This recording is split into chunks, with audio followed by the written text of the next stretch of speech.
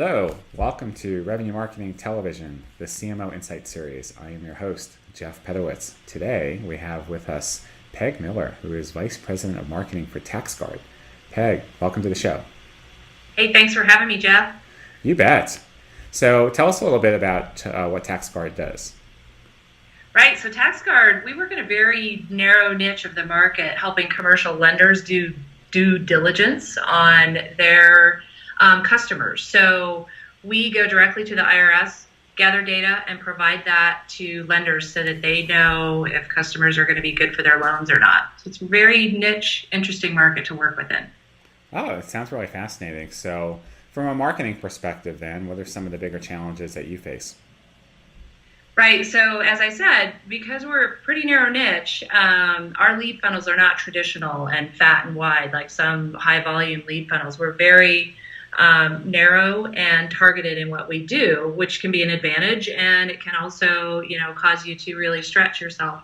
But we really focus downline a lot and mid funnel and below, so that we make sure we're converting the people that we do talk with. Once they understand our value proposition, they tend to convert well. So we're less about very high in the funnel and more about mid to bottom funnel. You say that your market is niche oriented, so are you employing more account-based marketing techniques? We actually are doing some account-based work, and sometimes it's as basic as having our CEO go make an introduction at an industry event and follow up with another CEO, and then kind of turn that off to decision makers and work through our sales team. So again, we're, at times we're deploying just sort of good old-fashioned sales and marketing alignment tactics, not doing a lot of automation there, but it's more getting the team in the room, making sure anybody who touches a customer really understands, who are our key accounts that we're going after, what is their role, from the pre-sales on up to the CEO, through the sales and marketing team, and even with our post-sale, kind of our TAMs, or our customer success team that works with customers post-sale. We want to make sure everyone's aligned and really understanding the needs of that account, whether they're in the prospect stage or they've become a customer with us. And like I say, sometimes it gets pretty old-fashioned and manual, but that seems to be producing good results for us. And, we're winning business from customers like American Express and Bank of America. And so Great very logos. large enterprises, even though we're a small company in the space, honestly. That's really exciting. And it's also very validating, right? That the bigger companies, they're gonna invest in what works, regardless of what the company size is. Yeah. So tell me a little bit then about metrics. What are you being evaluated on? Right. So we're evaluated, we're very closely aligned to sales and revenue.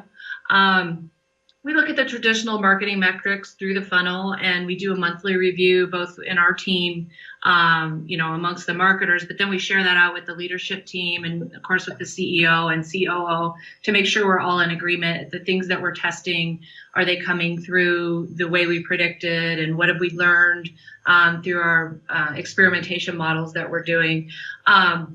So, to get specific about our metrics, it can vary anything from conversion metrics on the website, how many people are converting into demo, what are are they accepting a sales call after they've asked for one, are they converting after the sales call, and how long are their days to close. So, it kind of moves into the typical sort of SaaS metrics that you would think of on the revenue side of things. And interestingly enough, through some of the tests that we're doing, we're learning that, I'll just give you a case study because I think it's been interesting. Love case studies. You love case studies, Yeah. Why not? But, before... Wait. I want to get popcorn. Hold on a second. Okay. All right. All right. Get a cup of coffee, something. But the point is, before I got there and, the kind of marketing efforts that we were doing, we weren't really being very aggressive on our website to convert people through our funnel. So we had, a situation where we upped the conversion. We changed the website. We fixed bad forms. We put fewer fields in where necessary. And then most importantly, we added just a good old fashioned, like I say, schedule my demo button at the top of our site in the navigation, and also embedded into the content. that's actually performing very well for us. And so what we're seeing is about, we thought it would be about 0.5% of our website traffic, and that's about what it's running. Okay. Which, is a decent conversion for that strong of a hand raise, honestly. And once we can get them on the phone with our sales team, like I said, we're seeing a conversion in the 25 to 30% range. And the days to close have dropped from 9 months down to like 14, 15 days. Wow. So we're seeing good, solid hand raises there. And again, once people start to understand that value proposition, we sort of warm them with, our white papers or our webinars that kind of explain where we fit into their due diligence process. Once they get that and they start to understand it, and especially when we're talking to the underwriters who, are dealing with this every day, they get it. And the conversation becomes less about, why should I do this? And how would I actually implement your tool inside of my process? So we feel like we sort of crossed that line then into that close part of the sales process. That's awesome. So from a customer perspective, because you said that you do, at least in pre-customer, you're doing more mid and lower funnel. To what degree are you involved in lifecycle marketing with your customers after the sale, onboarding, expansion, renewal? Right. Well, that's why I love what I do and where I'm at, because as I mentioned, we're about a $10 million company, a private company, and so growing at a pretty high rate. But the nice thing is there's an appetite for innovation inside of the organization, and also a very good sort of understanding of how marketing can implement and help drive not only the pre-sales process and the close process, but also the post-sale process. And I come from a background, obviously, of, I ran the customer success team at Compost when I was there, and I've always, kind of had this love in my heart for the sales process, even though I'm a marketer in most of my career. I've worked in these other areas too, but I'm marketing first, but I really have an affinity towards pre-sales and post-sales. So one of the things that we're implementing right now, we're in the process, is sort of re-engineering our onboarding process. And that includes, all the content that we're providing and the scripts and the guidance for the TAMs of what you talk about when and reselling the value proposition. One of the most important things I've seen in the post-sale process is often, especially in SaaS and software, your user is different than your buyer. So you may have the sales team completely well equipped to close the deal, and the buying decision gets made, and then you move into implementation mode post-sale, and you realize, wow, these users don't even know who we are or why they, purchased our product or service.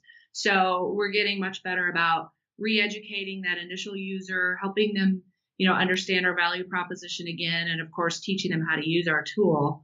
And then just making sure that process makes sense, setting up key milestones, like how do we measure success? What is proper utilization of our tool? And how are we moving people along to get there?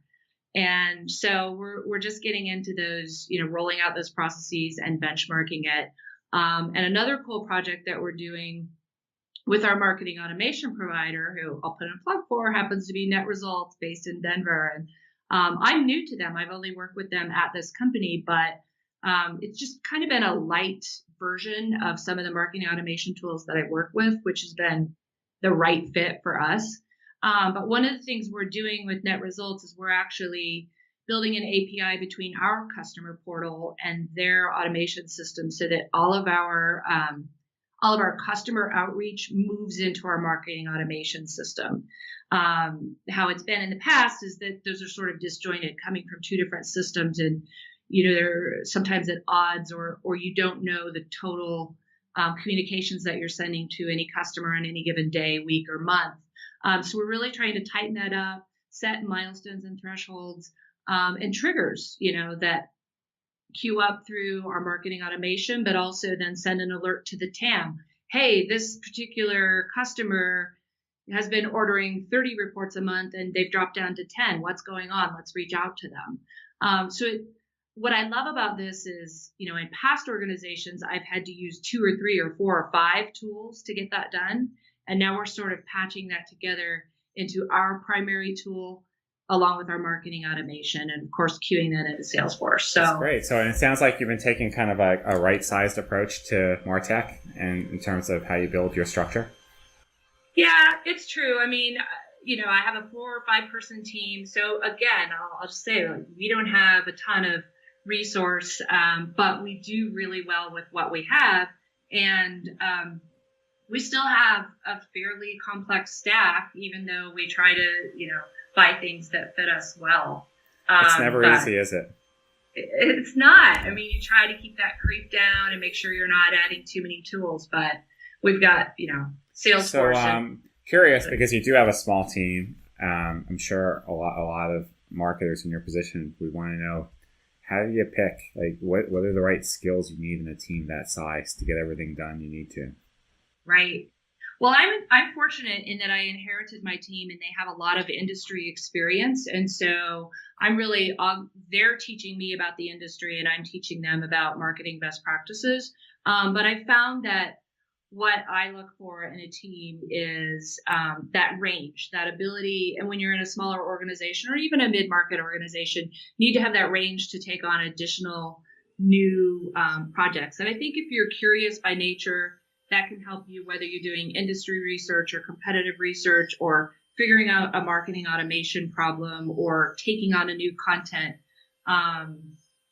project or what have you. So honestly, I'm just very fortunate that my team is ready, willing, and able to take on new different things. They never get bored and definitely have a variety of workload. I would say the other thing that we do pretty well is we push our MarTech vendors to help us with projects that we can't necessarily fit through. The snake can't swallow the mouse on our team. So, and I found that the people that we work with have been very helpful in, offering to augment where our team can't fit in or turn me on to an agency or a contractor or a freelancer who can help augment what we're already doing. So we're getting by. Oh, that's great. So what advice would you give to your fellow marketing executive on approaching the ever transformational process of marketing today? Right. Well, I would just, I always go back to stay close to the customer and your sales team, because anytime you really understand the customer and your team really understands the customer, that is going to carry you through and give you the answers that you need. There might be shiny objects along the way, but honestly, if you have a product or a service that is filling a specific customer need, that makes our marketing and sales job so much easier. So I just really recommend talk to real live customers beyond your surveys, beyond your persona work, beyond anything that you've done as far as research gathering. We're rolling out a new feature here in a few weeks, and I was on some customer calls yesterday and literally was taking down verbatim quotes that we're going to use in our marketing materials. They've given us our messaging. Yeah, so what I found is that your customers will give you the actual messaging that you need for, going to market with any product, feature, or launch activity. So again, I just go back to that. Listen to your customers, ask them questions, get to know them, learn about a day in their life. And when you understand that, everything else just sort of falls from there. Sage advice from Peg Miller. Great stuff as always. Thank you so much for being on the show today. Thanks, Jeff. It was fun. I appreciate you having me. You bet. Talk to you soon. All right. Take care. Bye-bye. Mm-hmm.